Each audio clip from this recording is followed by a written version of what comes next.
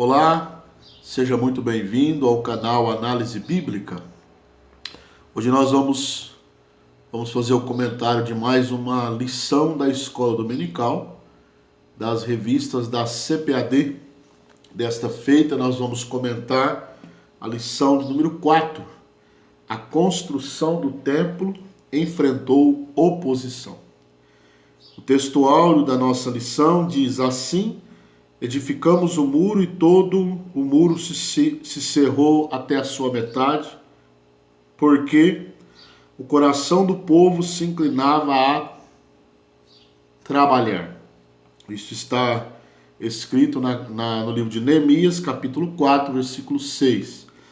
Verdade prática diz: se confiarmos verdadeiramente em Deus, venceremos todas as resistências do maligno.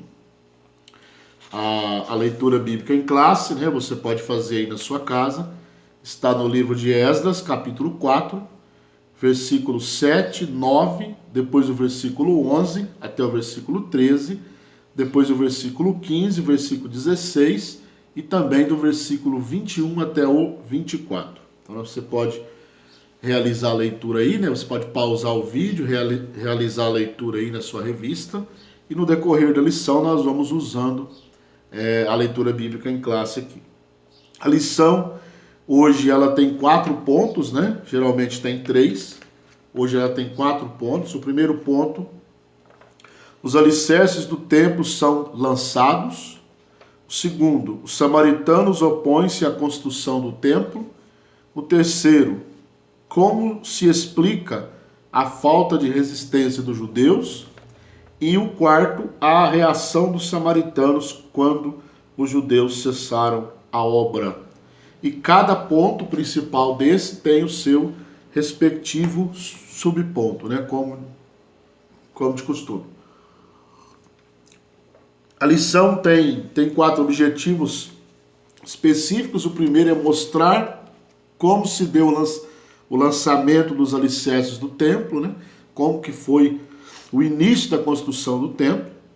O segundo, saber que os samaritanos se opuseram à reconstrução do templo. E o terceiro, explicar a falta de resistência dos judeus, por que eles não resistiram, né? É o terceiro objetivo. E também o quarto é discorrer sobre a reação dos samaritanos quando cessaram a obra da construção do templo, né? O que os samaritanos sentiram naquela época. Então vamos lá. Na semana passada nós falamos sobre a reconstrução do altar, né? Então a gente pode voltar um pouquinho no fundo histórico. Lá na primeira aula nós falamos que os judeus voltaram para Jerusalém em 3 levas, né? A primeira leva voltou com o Zorobabel e Josué para a reconstrução do templo, né? A cidade só foi reconstruída com Neemias na terceira volta, né? Terceiro retorno. Então aqui nós estamos falando do primeiro retorno. Você precisa guardar muito bem isso, né? Na sua mente. Nós estamos falando aqui do ano mais ou menos 538, 537 antes de Cristo, quando Zorobabel volta pela primeira vez para Jerusalém para reconstruir o templo. Então nós estamos sobre isso que nós vamos falar, que a lição vai falar, né? Então no tópico 1 aí, os alicerces do templo são lançados. O subtópico 1 diz: o lançamento dos alicerces foi celebrado com solenidade, né? Então nós vimos aí que os sacerdotes já lá a Bíblia diz, né, que os sacerdotes já paramentados com as trombetas, os levitas, filhos de Asaf, que eram cantores, né, já estavam com saltérios para louvarem o Senhor. Então nós aprendemos que o lançamento dos alicerces do templo se deu em um clima de alegria, né? Se deu em um clima de festa. Por quê? Porque os judeus estavam retornando para Jerusalém e estavam reconstruindo, ou pelo menos iniciando a reconstrução do símbolo religioso da nação, que era o templo, né? O altar nós vimos na aula passada que o altar ele foi construído primeiro, né, e simbolizava o reatar da comunhão com Deus. Agora os israelitas estão reconstruindo o templo, né, o símbolo religioso de Israel, da nação de Judá. Então diz aí que todos assistiram o lançamento dos alicerces, expressavam seus sentimentos de grande júbilo, né? Porque eles estavam aí cerca de 70 anos sem o templo, né? Sem o local de adoração. Então eles lançaram os alicerces com música, com alegria, né? Foi uma cerimônia solene, uma cerimônia sublime. Então eles estavam alegres porque eles estavam começando a reconstrução do templo. O subtópico 2 diz a reedificação do templo, né? Essa reedificação, ela foi o resultado do que nós já falamos nas aulas passadas, né? Do despertamento que Deus colocou no espírito de Ciro. Nós podemos ler isso lá em Esdras, né? Capítulo 1, versículo 1 e 2, que Deus, ele despertou o coração de Ciro para permitir aos judeus voltarem para a sua terra, voltarem para Jerusalém e reconstruírem o templo, né? Até Ciro reconhece que Deus o incumbiu na realização desta obra, né? Deus o incumbiu para realizar a reconstrução do templo. Então foi nesta época, né? Nesta época que Deus permitiu os judeus voltarem para Jerusalém, né? Nós podemos entender que hoje, né, lá no Antigo Testamento, o templo era o símbolo religioso de Israel, da nação de Judá, e também era onde Deus habitava, né? Pelo menos de uma forma assim, vamos dizer, parcial, né? Deus habitava no templo, até porque a Bíblia diz que nem o céu dos céus podem conter o seu tamanho, né? Então Deus, ele é poderoso, ele é onipresente, né? Então o templo servia como uma habitação parcial, era a manifestação de Deus ali. No Novo Testamento, Deus, ele criou um outro templo, né? Não feito por mãos humanas, que é a igreja, né? É a igreja. Então nós aprendemos aqui que o Espírito Santo, ele quer salientar que Jesus, né, ele quer edificar a sua igreja, né? Jesus que veio para edificar a sua igreja. Ele mesmo diz, né, no livro de Mateus, capítulo 16, versículo 18, ele diz: sobre esta pedra edificarei a minha igreja. Então, hoje o templo de Deus é a igreja, e Jesus quer, né, veio para edificar a igreja, né? Ele mesmo, né, diz aí que o Espírito Santo quer salientar que Jesus em pessoa quer edificar a igreja, né? O Espírito Santo também quer gerar um sentimento de reverência pela igreja de Deus, que é a morada, né? Que é a morada de Deus, pela igreja do Senhor, que é a morada de Deus. Então, nós precisamos sentir como igreja, sentir este temor, esta reverência, entender que nós somos hoje o templo do Espírito Santo, a morada do Espírito Santo, e isso requer reverência, requer santidade, né? Também o Espírito Santo quer adestrar a igreja como instrumento de ação de Deus na terra. Então, a igreja é o corpo de Cristo na terra, né? O Jesus não está mais aqui, né, como ele andava aqui, mas hoje ele tem o seu corpo para fazer a obra, né? A igreja é uma extensão de Cristo para fazer a obra de Deus. Então esse foi o primeiro ponto, né? Os alicerces do templo são lançados.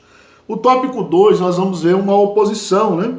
os samaritanos opõem-se à construção do templo. Então nós vemos aí que quando Nabucodonosor levou o reino de Judá cativo para a Babilônia, os samaritanos vieram habitar na terra, né? Quem eram os samaritanos? Os samaritanos, eles eram uma mistura de gente, né? Se você procurar na história de Israel, você vai ver que o reino de Israel foi dividido, né, em duas partes na época de Roboão, filho de Salomão, e 10 tribos, né, seguiram Jeroboão e ali formaram o reino do norte, chamado Israel, e a cuja capital era Samaria, né? Quando, em 722, por aí, quando a Assíria, não Síria, a Assíria invadiu o Reino do Norte, ele praticamente extinguiu, né?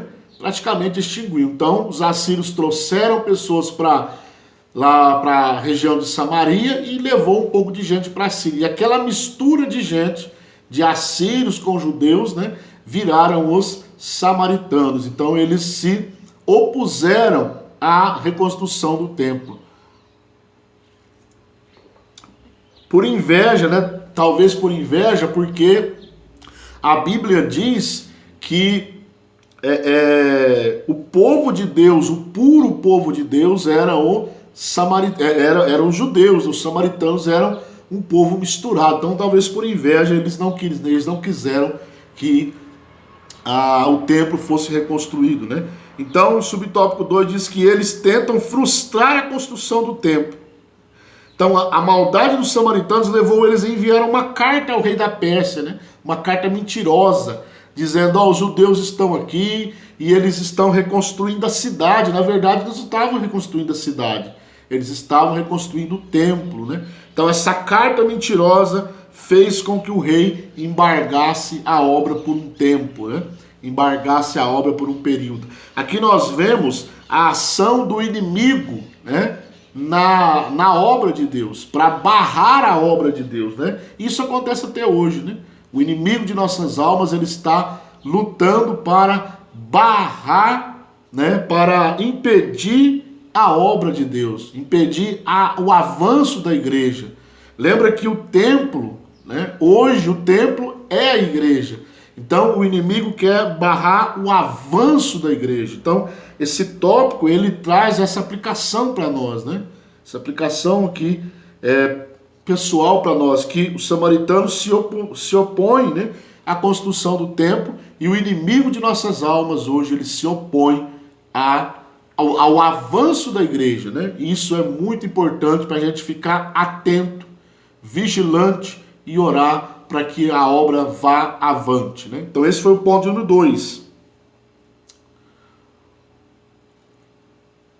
O ponto de número 3 diz como se explica a falta de resistência dos judeus.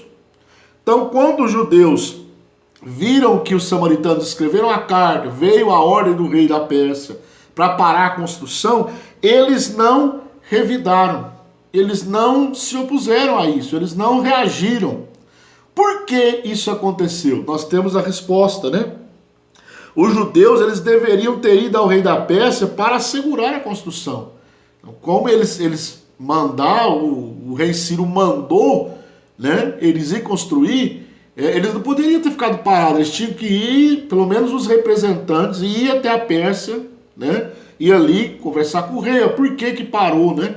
Vamos fazer uma averiguação, nós estamos reconstruindo o templo como o Senhor mandou, né? Como o próprio edito do rei nos ordenou. Nós não estamos fazendo nada além disso, né? Então nós vemos aí que eles não fizeram nada. Mas por quê? Né? Mas por quê? Nós vemos aí que no subtópico 2 que os judeus deveriam ter recorrido a Deus, mas eles não recorreram. Aí nós temos o autor aqui, né? O pastor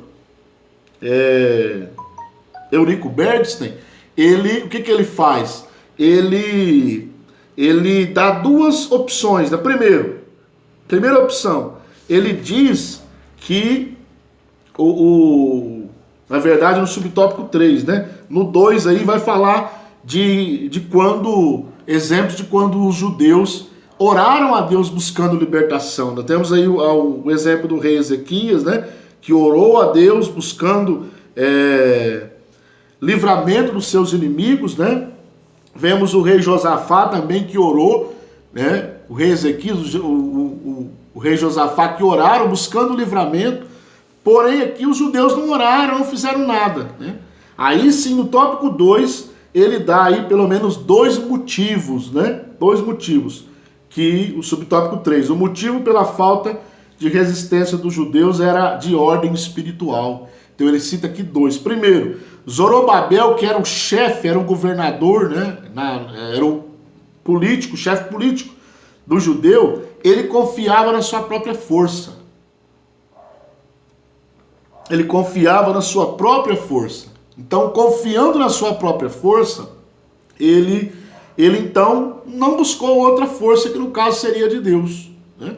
Ele desanimou ali, porque ele viu que as forças deles acabaram, né? Aí entra o profeta Zacarias. Vamos falar de 2 profetas aqui, Zacarias e Ageu, que são profetas pós-exílio, aqueles que profetizaram após o retorno dos judeus para Jerusalém. E o segundo motivo é que o sumo sacerdote Josué, ele estava com as suas vestes manchadas, né, por algum tipo de pecado. Isso está lá em Zacarias 3:3, né? Isso impedia o acesso deles até Deus, né? Então, o motivo deles não reagirem, né, o autor coloca esses 2 motivos, era de ordem espiritual. E quando nós confiamos na nossa própria força, no braço de carne, né, esquecemos de buscar a Deus, nossas forças são pequenas, né, para enfrentar o inimigo. E para enfrentar o inimigo, nós precisamos estar com uma vida de santidade, né, porque senão ele tem autoridade para agir na nossa vida. Se nós estamos vivendo uma vida de pecado, o inimigo está com a porta aberta. E como nós vamos recorrer a Deus se nós estamos vivendo no pecado, né? Então as pessoas querem orar a Deus vivendo no pecado. Era o caso do Josué. Eles não buscaram, por quê? Porque eles estavam confiando em si mesmos e também estavam com a vida manchada, né, com o pecado. Então eles não revidaram. Isso aí é uma lição para nós, né? Nós precisamos evitar essas 2 coisas, né? Precisamos evitar. Então esse foi o tópico de número 3, né? Como explicar a resistência dos judeus? Era de ordem espiritual. A não resistência, né? Como explicar a falta de resistência? Era de ordem espiritual, né? Espiritual. E para encerrar, tópico 4, a reação dos samaritanos quando os judeus cessaram a obra, né? Os judeus ficaram tristes. Por quê? Porque agora eles estavam parando aquilo que eles tinham começado. Lembra quando eles lançaram os alicerces do templo? Eles estavam alegres, né? Estavam eufóricos, com música, com cântico, né? Os sacerdotes louvando a Deus, os levitas louvando a Deus. Agora eles estão tristes porque a obra cessou, né? Cessou. E os samaritanos estavam alegres porque eles impediram a reconstrução do templo, pelo menos por um período, né? Depois nós vamos ver que o templo foi reconstruído novamente, continuou a reconstrução do templo, né? Então nós vemos aí que os samaritanos, né, eles regozijavam-se grandemente, né? E é isso que acontece com o nosso inimigo, né? Com os demônios que tentam parar a obra de Deus, né? Eles talvez, eu não sei como que eu posso expressar isso, porque é um mundo espiritual, né? Mas o reino das trevas, talvez eles ficam alegres, né? Rejubilam, não sei como que se dá isso, mas pelo menos os demônios que estão soltos aí, Satanás, né? Eu acredito que quando ele para a obra na vida de alguém, ele fica alegre, né? Os demônios ficam alegres. Eu lembro quando eu era criança, né? Surgiu um livrinho, tipo de um folheto, era como fosse um gibi aqui na nossa região, né? Falando sobre a morte de Cristo. Então, no gibizinho, os demônios estavam lá no inferno, né? E aí, quando Jesus morre na cruz, eles fazem festa, né? E ali no inferno. Eu não acredito muito nisso, não acredito nisso, na verdade, porque os demônios que estão presos, né? no abismo, eles não têm como fazer festa, né? E nós aprendemos biblicamente que no lago de fogo não tem ninguém ainda, tem no Hades, né? E ninguém faz festa no Hades em sofrimento, né? Ninguém faz festa no Hades em sofrimento. Mas existem demônios que estão soltos, né? Demônios que estão soltos. E o próprio Satanás está solto, rodeando a terra, né? E isso talvez não impeça eles de se alegrar momentaneamente com o embargo da obra, quando ele consegue embargar algo na obra de Deus, né? Isso não impede deles se rejubilarem e ficarem alegres. Os samaritanos ficaram também. Os judeus ficaram desanimados, né? Ficaram desanimados e alguns... e as opiniões foram divididas, né? Alguns pensavam assim, mas isso aconteceu porque não é tempo de edificar a casa do Senhor. Não é tempo de edificar o templo, né? Está lá em Ageu, que é o outro profeta pós-exílio, capítulo 1, versículo 2, né? Vocês dizem, não é tempo de reconstruir o templo. E Ageu disse, é tempo sim, né? Outros aproveitaram, né, e foram investir nas suas casas, porque a cidade ainda não estava sendo reconstruída. O que estava sendo reconstruído era o templo. Mas como parou o templo, eles começaram agora a voltar a sua visão para as casas, né? Reconstruir as casas deles ali, né? E Deus, através de Ageu, fala isso também em Ageu 1, versículo 9. E outros, né, judeus sinceros, buscavam a Deus em oração. Então, a parada do templo ali, da reconstrução, dividia opiniões, né? Uns falavam, realmente a obra parou porque não era a época, né? Mas era a época sim. Outros diziam, agora a obra parou, então eu vou investir na minha casa, né? Nas casas estucadas, né? Embelezar as casas para que eles morassem.